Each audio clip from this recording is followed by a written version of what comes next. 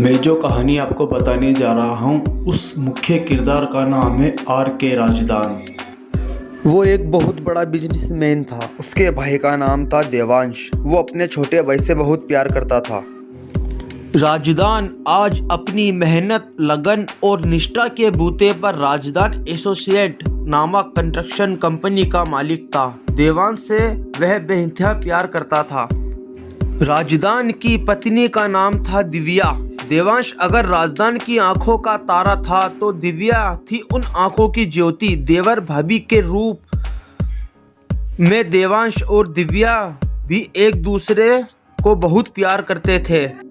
उपयुक्त किरदारों की कहानी जब मैंने लिखनी शुरू की तो फैलते फैलते इतनी लंबी हो गई थी, वह सपुट ही नहीं आया जहां इस कहानी को उस मोड़ पर पहुंच जाना था जिसका नाम शाकाहारी खंजर रखा जाना चाहिए था।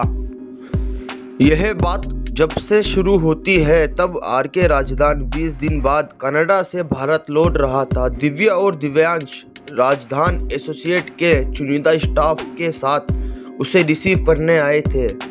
ये सब विजिटर्स लॉबी में थे, जबकि एयरपोर्ट के बाहर कार पार्किंग में खिल रहा था एक गुल।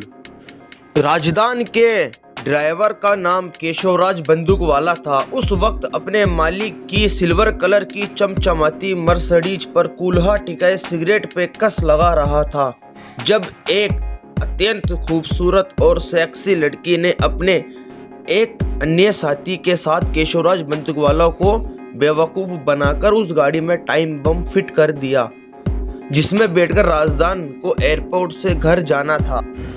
उधर दिव्या और दिव्यांश राजदान एसोसिएट के स्टाफ के साथ बहुत खुश राजदान का स्वागत किया, मगर राजदान जाने क्यों उदास और कुछ हद तक टूटा हुआ लग रहा था। दिव्या और देवांश ने कारण जानना चाहा। राजदान ने कुछ बताया नहीं, बल्कि खुद को सामान्य दर्शने की नामान कोशिश करने लगा। अंत वे एयरपोर्ट से बाहर निकले, पार्किंग में पहुंचे। देवांश ने सिल्वर कलर की उस मर्सिडीज की ड्राइविंग सीट संभाली जिसमें टाइम और राजदान दिव्या के साथ पिछली सीट पर बैठा। बाकी लोग देवांश की जेन और स्टाफ कार में थे। काफिला राजदान विला की तरफ चल पड़ा था। कुछ देर बाद राजदान ने दिव्या और देवांश से यह पूछा कि बबलू मुझे रिसीव करने एयरपोर्ट पर क्यों नहीं आया। दोनों का जवाब था हमें नहीं मालूम। असल में बबलू का नाम आते ही उनका मूड ऑफ हो गया था। अगर यह कहा जाए तो ज़्यादा मुनासिब होगा कि राजदान की जुबान पर बबलू का नाम आते ही अक्सर उनका मूड ऑफ हो जाया करता था।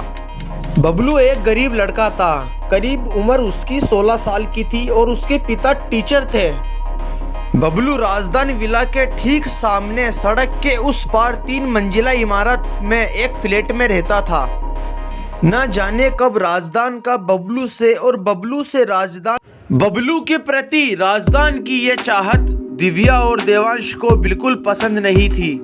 उसके बारे में राजदान से बातें तक नहीं करना चाहते थे। अंत देवांश टॉपिक चेंज करके कार ड्राइविंग करता और राजदान से उसकी मायूसी का कारण पूछता।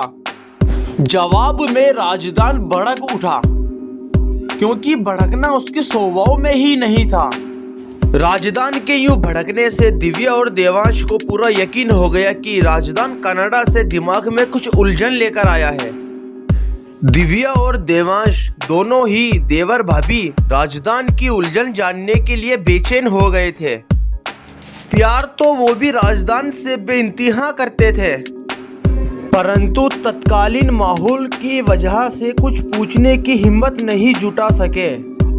कार में एकदम सन्नाटा छा गया। शायद इस सन्नाटे के कारण ही टिक टिक टिक की आवाज देवांश के कान खड़े कर सकी। देवांश ने तुरंत कार रोक दी और वो टिक टिक की आवाज सुनकर मर्सिडीज के उस कोने तक जा पहुंचा जहां टाइम बम छुपा था। और देवांश ने उस टाइम बम को ढूंढ निकाला और फिर गाड़ी के बाहर फेंक दिया। बाहर फेंकते ही बम फट गया था। आखिर कौन था वो कातिल जो राजदान, देवांश और उसकी दिव्या को खत्म करना चाहता था? आगे देखने के लिए चैनल को सब्सक्राइब करें, लाइक करें।